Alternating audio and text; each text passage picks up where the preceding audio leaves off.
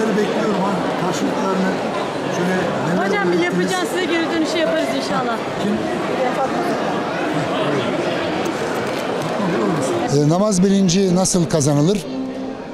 Bilgiden bilince taşırsak namazla ilgili bildiklerimizi, öğrendiklerimizi, kavradıklarımızı bilince dönüştürmüş oluruz.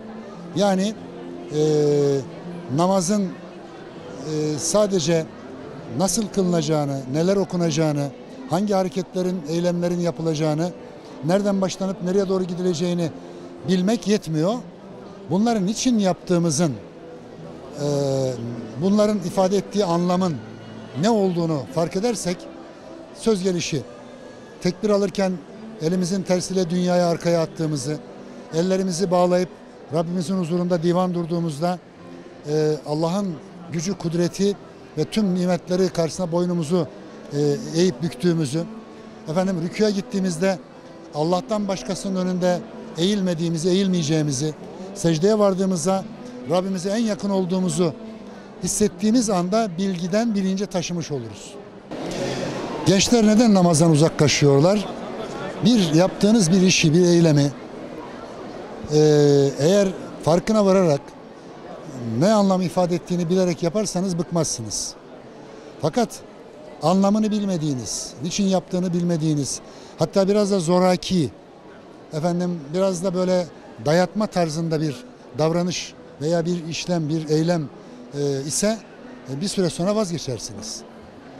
İşte namazın biz sadece şekli ve biçimi üzerinde, kabuğu üzerinde durmaktan öte bunu yapalım, öğretelim ama gençlerimiz özellikle niçin ve nasıl soruların cevaplarını arıyorlar. Niçin?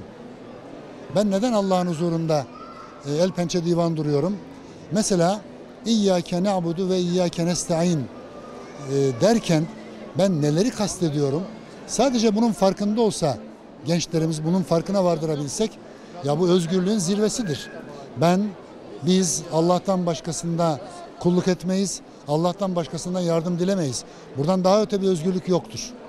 Dolayısıyla gençlerimizin namazdan uzaklaşması biraz da anne babaların, ebeveynlerin, öğretmenlerimizin, hocalarımızın, ekran hocalarımızın dini anlatırken hep yasaklar üzerinden, hep cehenneme gönderme, hep bunu yaparsanız şöyle olur böyle olur üzerinden bir yargılama üzerinden anlatmak değil de sevdirme, benimsetme, hikmetini kavratma, hikmet. Bunlar yok.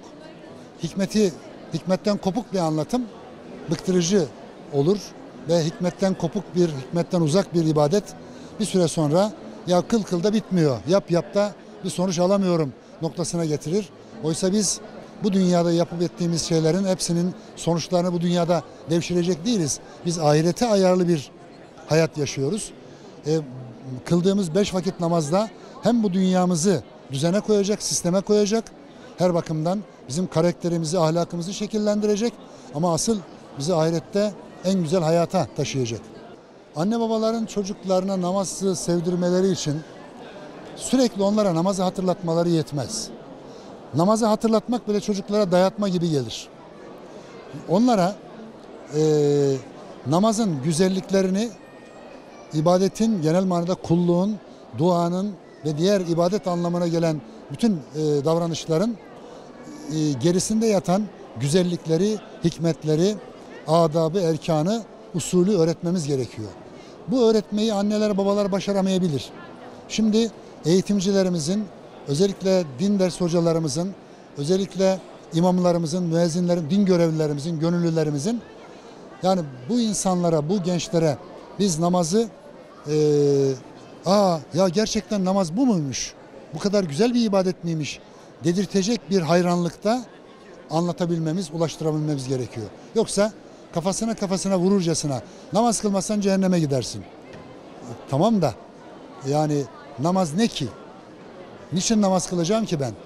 Allah'ın huzurunda günde 5 vakit Rabbine teşekkür edeceksin kardeşim. Çünkü sana bütün bu konuşma yeteneğini, ayakta durma yeteneğini, görme yeteneğini, tüm nimetleri Allah verdi. Ona günde 5 defa huzuruna çıkıp ya Rabbi teşekkürler olsun. Elhamdülillah Rabbil Alemin diyeceksin yani. Ama bunun bile manasında, bunun bile farkında olmayınca Elhamdülillahirrahmanirrahim maliki yevmiddin. Ya bu tarzda bir namaz kılınması yasak savma kabiliğinden. Yani aradan çıkarıverelim. Şu namazla işimizin gücümüzün arasında bir engel, şu engeli kaldırıverelim değil. Namaz kılarak Rabbimin huzuruna çıktığımda, Rabbimle sohbete daldığımda benim Rabbimle arama hiçbir şey girmemeli. Her şey dünyada kalmalı. Elimin tersiyle arkaya atmış olmalıyım. Ve ben Rabbimle doyumsuz bir sohbete, halimi, sıkıntılarımı ona arz etmeye ve çareyi, devayı da ondan istemeye yönelmeliyim namazda ki bunun farkında olmalıyım ki namazı bırakmayalım. Bir tane örnek bitiriyorum. Bir öğrencimizle karşılaştım. Fen lisesini kazanmış. Çocukcağız dedi ki hocam ben sayenizde namaza başladım. Estağfurullah yavrum. 10. sınıf öğrencisi. Nereden oldu bu? Hocam dedi 2 sene önce LGS sınavına hazırlanıyorum. Korkunç bir psikolojik gerilim yaşıyorum. Efendim müthiş bir boşluk içindeyim ve derse çalışamıyorum, yoğunlaşamıyorum. Hap içiyorum, doktora götürdüler olmadı. Haydi namaza kitabınızı gördüm hocam. Tam liselilere göredir o. Bir çırpıda okudum. Hocam o namaza öyle başladım ki o kıldığım namaz beni adım adım vakit vakit iyileştirdi. İyileştirdi, tedavi etti. Derslerime yoğunlaştım ve elhamdülillah başardım. İnegöl Fen Lisesi'ni kazandım. Yani namaz böyle anlatılırsa, böyle bir işlevinin olduğu fark edilir ve fark ettirilirse namaz bizim için haydi namaza, haydi kurtuluşa. Kurtuluş namazda olur. Ankebut suresinin 45. ayetinde Rabbimiz buyurur ki ey peygamberim ve peygamberimin üzerinden onun ümmetinin her bir ferdi utlü ma uhiye ileyke minel kitap. Kitaptan vahyedileni oku, anla, yaşamaya çalış, gayret et ve akimis salah ve namazını da huşu içinde güzelce kıl. Böyle güzel bir namaz, ne yaptığının farkında olan, bilinçli kılınan bir namaz inda salate tenha anil fahşa vel münker. Bütün fahşadan, günahlardan, kötülüklerden, haramlardan, her türlü gayri ahlaki davranış ve ilişkilerden uzak tutar. İşte namazın da bir ahlakı var. Namaz kıldığı halde bu kötülüklerden uzak durmuyorsa o namazını sadece şekilden ibaret kılıyor demektir. Ama kıldığı namaz onu ahlaksızlıklardan, kötülüklerden, haramdan, adaletsizliklerden, zulümden, yalandan, dolandan uzak tutuyorsa namaz bunun ahlakını şekillendirmiş demektir. Hayatımızın bütün alanlarını şekillendiren bir namaza talip olmalıyız. O namazı öğrenmeliyiz ve öğretmeliyiz. Ezanı iyi dinlesinler, ezanı tekrarlasınlar. Efendimizin tavsiyesi bu. Çünkü ezan 4 defa Allahu Ekber, Allah'tan başka büyük yok. Büyük sadece o. Zihninizde, gönlünüzde, kalbinizde başka büyükler üretmeyin. Ve hadi iman tazeleyin. Eşhedü en la ilahe illallah, eşhedü enne Muhammed Resulullah. Sonra ezan diyor ki haydi namaza, haydi kurtuluşa. Kurtuluş, felah, bu dünyada da rahata ermek, huzura ermek, öbür dünyada ebedi huzura ermenin yolu namazdan geçiyor.